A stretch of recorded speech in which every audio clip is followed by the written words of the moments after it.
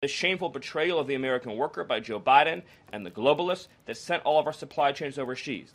He took head on the catastrophe of mass, unlimited illegal immigration that was turning us into a failed third world state, and achieved the lowest level of illegal immigration in recorded history without even a close second.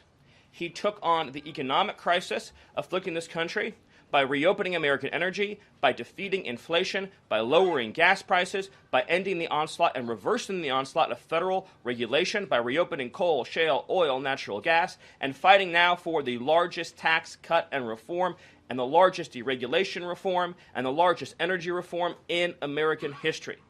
These are just some of the things that have ushered in the new golden age, along with his fight to restore the peace that we had for 4 years under the previous administration before Joe Biden sunk this planet into bloodshed and war in the Middle East, in Europe, and rising tensions in Asia. President Trump, in every area of conflict around the globe, has been fighting to restore peace, security, stability, harmony. So he inherited an economic catastrophe, a border catastrophe, a public safety catastrophe, and a cultural catastrophe. And in every case, he has reversed those catastrophes and brought America into the new golden age. So I thank you for your time, and I look forward to any questions you have. Awesome. Thank you, Stephen. And as always, we'll start with our new media seat today. Chris Bedford from the Blaze Media. Why don't you kick us off? Thank you very much. Stephen, what is the end goal of the China tariffs right now? Is the idea to open up the Chinese markets through a deal to a better market for exporting American goods to China, or is it a reconfiguration of global trade in a way that isolates China from free countries? No. So China is a unique situation, obviously. The president has talked at length about what happened to us economically since China's entrance into the World Trade Organization and the trillions and trillions of dollars of trade deficits that we've racked up with China over the period of that time, and what that's meant for our national security, what that's meant for our economic security, what that's meant for our supply chains. Obviously, right now, the Secretary of the Treasury is in the process of developing a plan that will answer the questions that you're talking about, but the president's goals have been very clear on these points, which is that he is not going to allow China to continue to steal our intellectual property, to continue to illegally dump and subsidize their goods in our markets, to manipulate their currency, to rack up an unsustainable trade deficit. We need to have a trade relationship with China that does not do harm to our nation's economic and national security. And that has to be the guidepost of any objective. At the same time, tariffs will bring significant revenue into this country that will allow us to pursue our dramatic plan of tax cuts and reforms. Awesome. Great. Bloomberg, go ahead. Hi. First, as well, similar to that question, I'm curious, Kevin Hassett, when on CNBC this morning, he said that they were expecting some sort of news on tariffs by the end of the day. Do you have any insight into that? I don't want to get ahead of any announcement, but I'll just reiterate that right now, countries from all over the world, because of President Trump's leadership, are desperate and dying to make trade deals with the United States. We're going to evaluate each of those deals, and President Trump is personally involved in making sure that these negotiations serve only one interest, which is the interest of the United States of America, and we'll end up with a deal in these cases where, yes, the other countries, obviously, will have their own demands and their own interests, but nothing will go into effect that doesn't serve the interests of America and the American people. Sure. Thank you. Stephen, this morning GM is putting a dollar figure on how much the president's tariffs will impact the company. The CEO says tariffs will cost GM between $4 and $5 billion this year. The CEO of Ford says he can't commit to not raising prices because of tariffs. Is the administration open to doing more to give automakers relief? The question, unfortunately, misses the entire point, which is that U.S. automakers have announced dramatic investments and expansions inside the United States. American auto plants are growing, they are expanding, they're opening new facilities, they're expanding existing facilities that are already in operation, because it is now the case that for the first time in our lives, that American cars receive preference in America's markets. The U.S. auto industry used to control the entire world. I believe the number during the heyday was that 70% of all cars in the world were made in Michigan. And now, of course, we've become a tiny fraction of the global market. And the reason for that is because the United States opened its markets to every single foreign cheater and every single foreign nation that subsidized its goods on the face of the earth, and their markets have been closed to ours. Japan closed their market to our cars. The entire EU closed their market to our cars. South Korea closed their market to our cars. All of the countries I just mentioned have tens of billions of dollars of annual trade deficits in automobiles with the United States. These are supposedly pure nations, nations that have at least a somewhat equivalent per capita GDP. So it is impossible under the terms of fair trade, if you have two nations with similar per capita GDP, to have such uneven trade flows in automobiles. What the president has done with his car tariff, we have the most desirable market in the world, is if you want to sell cars tariff-free, tax-free to our market, your plant has to operate in the United States. The only alternative to that is to have no U.S. automobile industry whatsoever, which is where this was headed, to be clear. If we stayed on this current path, within a few years, there would have been no U.S. automobile industry. And what little was left of it would have been in Mexico. Because U.S. auto companies have steadily been shifting their supply chains to Mexico, where they believe it is cheaper to make their products. In reality, it'll be cheaper to make them here because there'll be no tariff for anything made in the United States, and we'll have the cheapest energy and the best regulatory environment in the face of the earth. But in the meantime, while manufacturing ramps up, American consumers may pay more. Do you agree? Not on cars they won't, because again, there's now a massive economic incentive for automobile producers to expand production in the United States, and whatever they make here, there will be no tariff. We'll go to the back row. Go ahead. Thank you, Caroline. Today, the U.S. Chamber of Commerce released a letter to the Trump administration asking for small business tariff relief. They say that's necessary because in order to save small businesses and to stave off a recession. Stephen, is the administration considering small business tariff relief? The relief for small businesses is going to come in the form of the largest tax cut in American history. A tax cut, by the way, that every single Democrat is planning to vote against. They're voting for a tax hike on every middle-class family of about $4,000. The president has made clear that there will be 100% expensing for investment in the United States. Companies that invest in the United States will be able to deduct 100% of that cost from their tax liability. This will be the most pro-small business tax bill in American history. And at the same time, this is what you have to understand about the plan, is as they're able to do that, as they're able to reshore those supply chains, that also means they'll pay no tariff. So you'll have the lowest tax environment, and there'll be no tariff because their production and supply chains will be in the United States. So that's a no on tariff relief for small businesses in the short term? It's a yes on tax relief for small businesses. And again, you only pay the tariff for products that are made outside the United States. Edward. Yeah, thanks. So on the rare earth mineral deal that was signed last night, when can that deal be operationalized? What's the time frame? And what kind of leverage does that give Ukraine over Russia?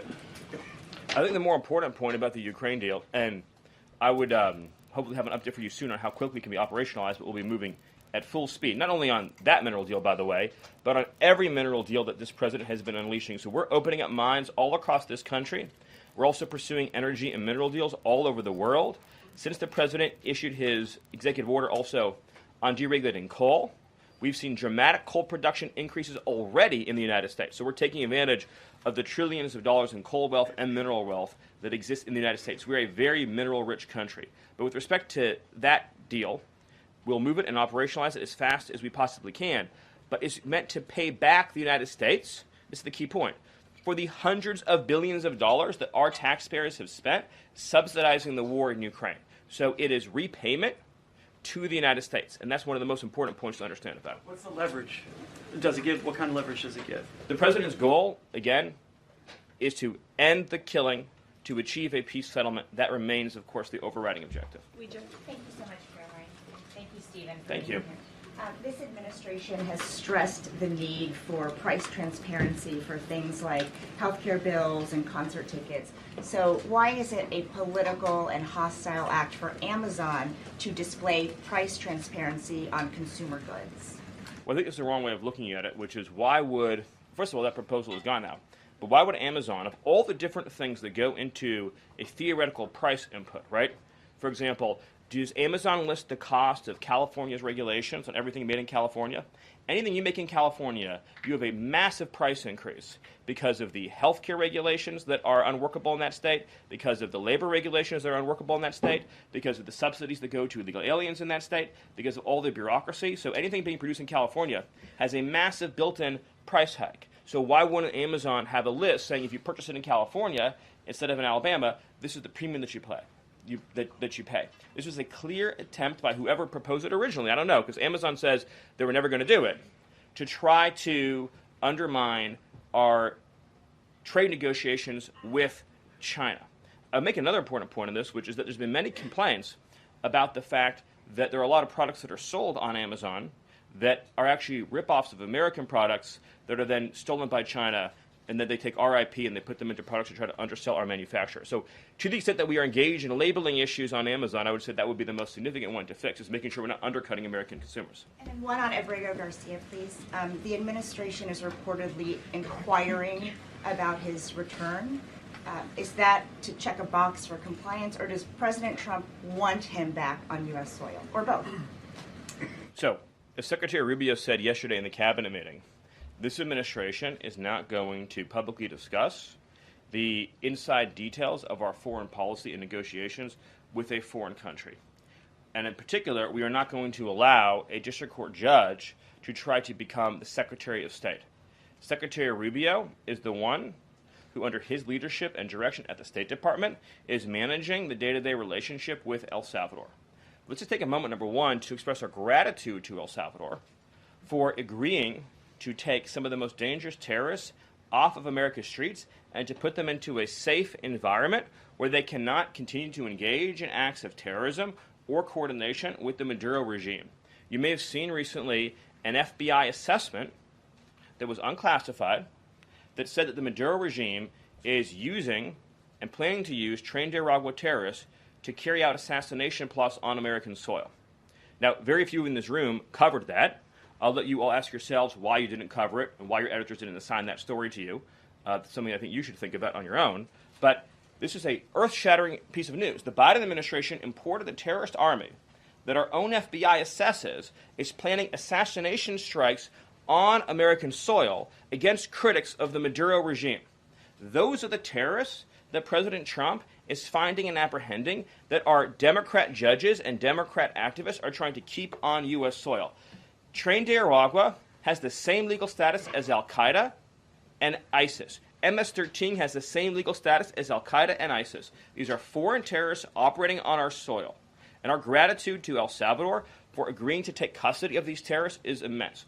With respect to the case that you mentioned, there's now even been more evidence that has been made public of this person's violent, repeated threats and assaults against his spouse, someone who had repeated, documented human trafficking and human smuggling offenses, somebody that has extensively documented membership in MS-13, a terrorist organization, and of course he had MS-13 tattooed on his knuckles. This is a person that was a clear and present danger to the safety of the American people. And it is a sad reflection on the state of our media and many of the outlets represented in this room that you obsessively try to shill for this MS-13 terrorist. Well, no coverage occurred in your papers about any of the Americans that were raped and tortured and murdered by the illegals that Biden was importing into our country. You know, you talk about due process. The Biden administration made the decision to give extensive due process to two Trinidad terrorists that were apprehended at the border just a couple years ago. They were two gentlemen. They were from Venezuela. They were members of Trinidad. The Biden administration Border Patrol apprehended them and made the decision to provide them with extensive due process, put them onto a program known as supervised release, and put them on ankle monitors so that they could go through a lengthy legal, judicial determination as to whether these legal aliens who had just set foot on U.S. soil might want to live in the United States for the rest of their lives. What was the result of that decision? What was the result of that choice that was made? Those two men kidnapped a young girl named Jocelyn Ungary from her family. They beat her. They sexually assaulted her. They tortured her. They stripped her. They murdered her, and they dumped her body. That is what the Biden administration's policy was. Most of your papers never covered her story when it happened. To the extent that you covered it at all, it was because President Trump forced you to cover it by highlighting it repeatedly over and over again. He had to shame you into covering it. And each and every one of you that sides over and over again with these MS-13 terrorists, to the extent